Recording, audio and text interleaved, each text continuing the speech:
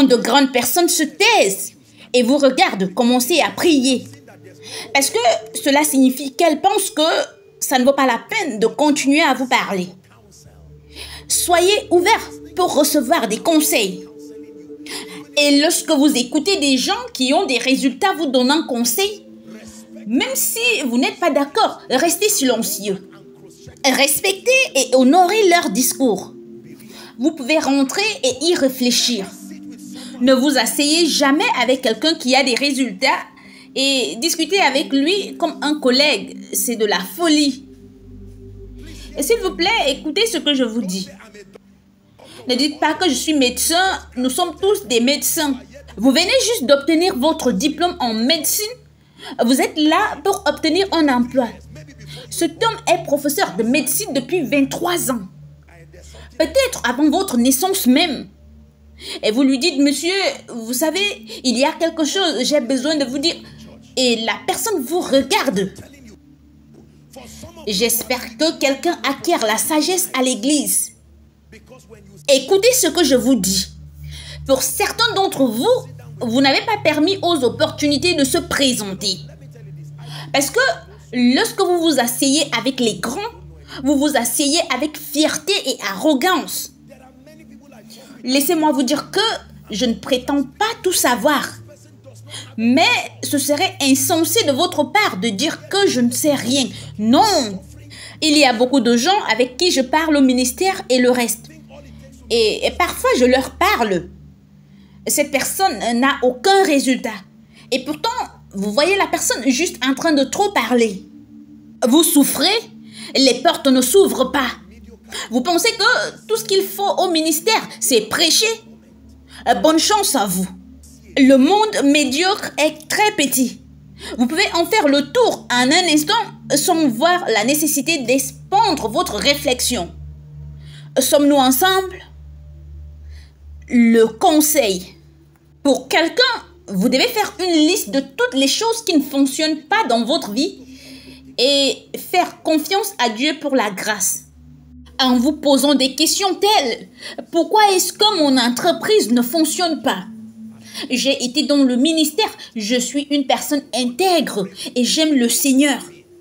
Ne dis pas simplement prie pour moi. Je sais que si tu déclares un seul mot, donc tu penses que toutes tes folies s'en iront avec juste un seul mot? Tu as besoin de conseils.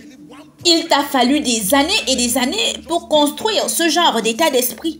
Et qu'est-ce qui te fait croire qu'une seule déclaration prophétique va juste l'enlever? Il y a des mauvaises relations dont vous devez vous débarrasser. Il y a une réorientation et une approche de la vie du ministère et des affaires. Tu dois apprendre la loi de l'honneur. Et il y a beaucoup de choses que tu dois apprendre. Qu'est-ce qui te fait penser qu'une seule prière prophétique te sortira de là comme par magie?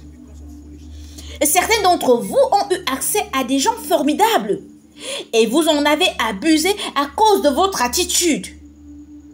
Vous avez besoin de plus que de prières. Vous avez besoin de conseils. Et je suis dur avec vous ce soir, oh, mais désolé, écoutez, ça vient d'un cœur d'amour. C'est ce qui devrait arriver dans le corps du Christ. Je suis un croyant qui croit en la traduction de la spiritualité dans un contexte qui améliore votre vie, où vous pouvez rentrer et ramener des résultats qui sont puissants, des résultats au travail. Pour quelqu'un, vous devez appeler quelqu'un et lui dire: je suis vraiment désolé.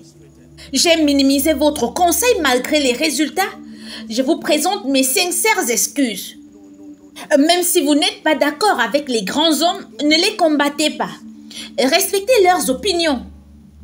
Vous pouvez partir tranquillement. Sommes-nous ensemble? Il y a des années, un homme est venu me voir. Il voulait que je prie et c'était à propos d'un problème financier.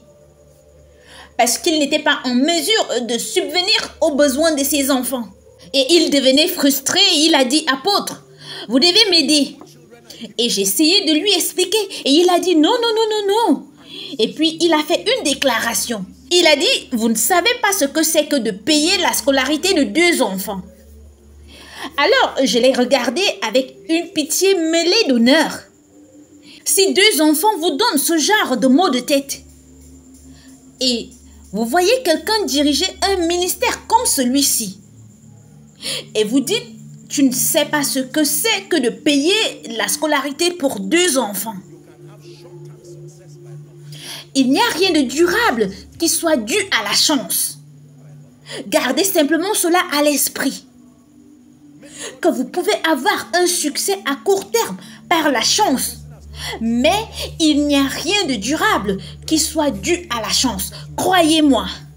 Peut-être que Dieu parle à un homme politique. Vous êtes sur le point de commencer et quelqu'un a été dans la politique depuis longtemps. Même si cette personne n'a pas réussi, elle a suffisamment échoué pour pouvoir vous aider. Respectez l'échec autant que vous respectez le succès. En fait, craignez les gens qui n'ont jamais échoué. Ils sont trop naïfs pour vous conseiller. Il y a un niveau d'échec requis que vous devez porter comme un insigne pour équilibrer votre compréhension en ce qui concerne le conseil aux gens. Croyez-moi, quiconque vient avec 100% est encore un enfant dans l'école de la réussite. Il y a des cicatrices requises qui vous donnent une perspective équilibrée. Avez-vous suffisamment échoué pour pouvoir me parler? Ne me raconte pas toutes ces histoires. Je viens juste de prier et la personne a été guérie. Je viens de parler et ils m'ont donné un auditorium. Tu n'es pas la bonne personne pour me conseiller. J'ai du respect pour toi. Porte tes résultats jusqu'à ce que tu apprennes l'autre côté de la vie. Mon Dieu, il y a des gens qui ont assez échoué. Et ils peuvent vous parler.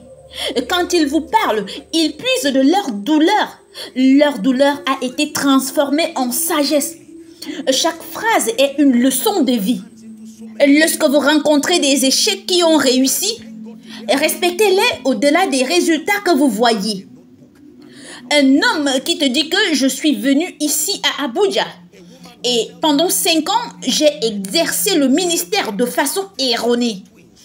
J'ai rencontré de faux prophètes, j'ai touché à tant de choses, mais Dieu merci aujourd'hui, je travaille dans l'intégrité. Assois-toi tranquillement avec un carnet de notes et apprends comment exercer le ministère correctement. Une femme qui vous dit « j'ai été stérile pendant 10 ans et maintenant Dieu m'a donné 3 paires de jumeaux ». Oubliez les jumeaux et apprenez la sagesse. Ne respectez pas seulement les couronnes, respectez les cicatrices. Les sages respectent à la fois les cicatrices et les couronnes. Puis-je encourager quelqu'un? Votre échec est toujours un atout, ne le jetez pas. Archivez-le, ce sera l'un des qualificatifs pour parler aux gens demain. Ah, Dieu parle à quelqu'un ce soir. Apôtre, j'ai pleuré. J'ai échoué dans la vie. Je sais ce que signifie être un père irresponsable. Ne jette pas cette expérience, archive-la.